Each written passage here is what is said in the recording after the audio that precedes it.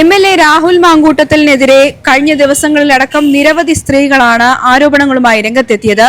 ഇന്നത്തെ കൊച്ചിയിലെ ട്രാൻസ്ജെൻഡർ യുവതിയായ അവന്തിക കൂടി ഗുരുതരമായ ആരോപണങ്ങളുമായി രംഗത്തെത്തിയിരിക്കുകയാണ്. സൗഹൃദത്തിൽ തുടങ്ങി പിന്നീട് വളരെ മോശമായ രീതിയിൽ സംസാരിച്ചു എന്നതടക്കമുള്ള ആരോപണങ്ങളാണ് അവന്തിക ഉന്നയിക്കുന്നത്. അവന്തിക മാതൃഭൂമി.com ചേരുന്നു.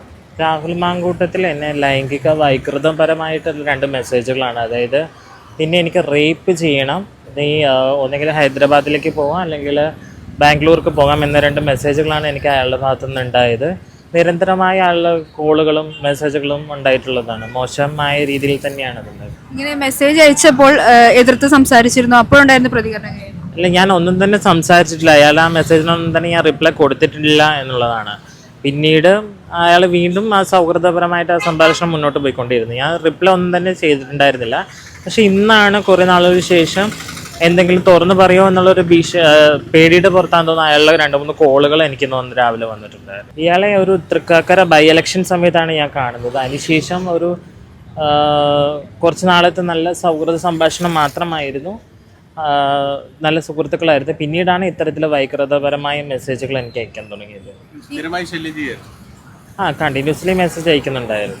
കഴിഞ്ഞ കുറച്ചു കാലമായിട്ട് നിങ്ങൾ സംസാരിക്കാറൊന്നും ഇല്ലായിരുന്നു, ഇന്നാണ് പെട്ടെന്നൊരു കോള് വന്നത്. അതെ, ഇന്നാണ് വന്നത്. സംസാരിച്ചിരുന്നോ? കോൾ എടുത്തിരുന്നു? ഇല്ല, ഞാൻ എടുത്തിട്ടുണ്ടായിരുന്നില്ല. ഞാൻ തിരിച്ചു വിളിക്കുന്ന സമയത്ത് ഞാനൊരു പ്രസ് കോൺഫറൻസിലാണ് പിന്നെ വിളിക്കാന്നാണ് അയാൾ റിപ്ലൈ ചെയ്തത്. എപ്പോഴെങ്കിലും പുറത്ത് പറയരുതെന്നൊക്കെ പറഞ്ഞിട്ടുണ്ട്? മുന്നേ പറഞ്ഞിട്ടുണ്ട്. ആദ്യം ചോദിച്ചാലൊന്നും മിണ്ടണ്ട എന്നുള്ളൊരു ടൈപ്പ് ആ ഒരു സംസാരം വന്നിട്ടുണ്ട്, അല്ലാതെ വേറൊന്നും തന്നെ ഉണ്ടായിട്ടില്ല. സൗഹൃദം എത്ര കാലത്തെ ഒരു സൗഹൃദം ഉണ്ടായിരുന്നു? തൃക്കാക്കര ഇലക്ഷൻ കഴിഞ്ഞ ആ സമയത്ത് മുതലുള്ള സൗഹൃദമാണ്. പിന്നീട് ഇങ്ങനെ മാന്യമായ രീതിയിലുള്ള സംസാരമായിരുന്നു ആദ്യമൊക്കെ.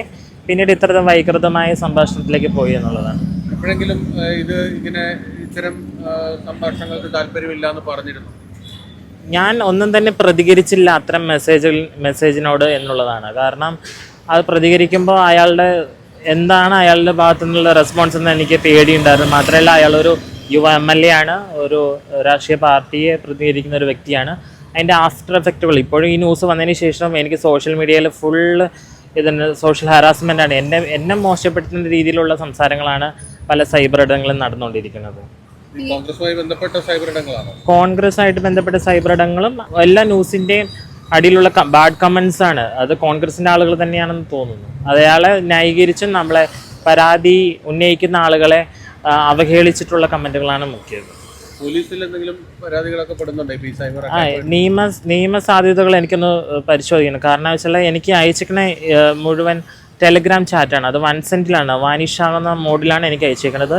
അതിൻ്റെ നിയമസാധ്യതകൾ പരിശോധിച്ച ശേഷം കംപ്ലൈൻ്റ് ആയിട്ട് മുന്നോട്ട് പോകും. ടെലഗ്രാമിലാണോ ഇയാളെല്ലാം? അതെ, ടെലഗ്രാമിലാണ് കൂടുതലും എന്നോടത്ത് സംസാരിച്ചിരിക്കുന്നത്.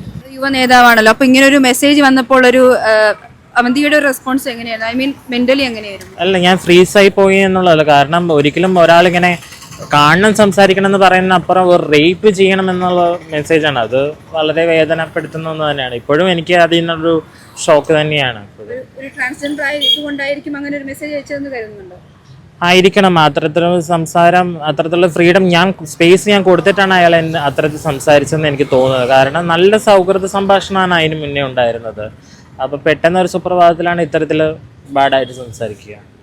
അതിനുശേഷം മറ്റ് ആരോടെങ്കിലും സമാനമായ രീതിയിൽ പെരുമാറിയതായിട്ടോ അങ്ങനെ എന്തെങ്കിലും അറിവുണ്ടോ? ഇല്ല, എൻ്റെ സുഹൃത്തുക്കൾ ആരും തന്നെ അങ്ങനെ ഒരു കംപ്ലൈൻ്റ് ആയിട്ട് മുന്നോട്ട് വന്നിട്ടില്ല. ഈ വിഷയം ആരോടെങ്കിലും ഷെയർ ചെയ്തിട്ടുണ്ട്. ഇവർ തന്നെ ട്രാൻസ്ജെൻഡർ കോൺഗ്രസ് എന്ന് പറയുന്ന ഒരു സംഘടനയുണ്ട്, കോൺഗ്രസ് തന്നെ, അവരോട് ഷെയർ ചെയ്തിട്ടുണ്ട്. അവർ സപ്പോർട്ട്, പിന്തുണ അറിയിച്ചിട്ടുണ്ട്. നേരത്തെ തന്നെ ഈ കാര്യം പറഞ്ഞിട്ടുണ്ടോ എല്ലാവരും? അതെ, നേരത്തെ തന്നെ ഈ കാര്യം സൂചിപ്പിച്ചിട്ടുണ്ടായിരുന്നു. കോൺഗ്രസിന്റെ അനുകൂല സംഘടനയുടെ ഒപ്പമായിരുന്നു? അല്ലല്ല, ഞാൻ BJP അനുഭാവിയായിട്ടുള്ള വ്യക്തിയാണ്, അയാൾ കോൺഗ്രസ് ആയിട്ടുള്ള വ്യക്തിയല്ല. പക്ഷെ ഞങ്ങൾ തമ്മിലുള്ള ആ ഇലക്ഷന് ശേഷം നല്ലൊരു സൗഹൃദം ഉണ്ടായിരുന്നു. അതാണ് ഇങ്ങനെ ആയത്.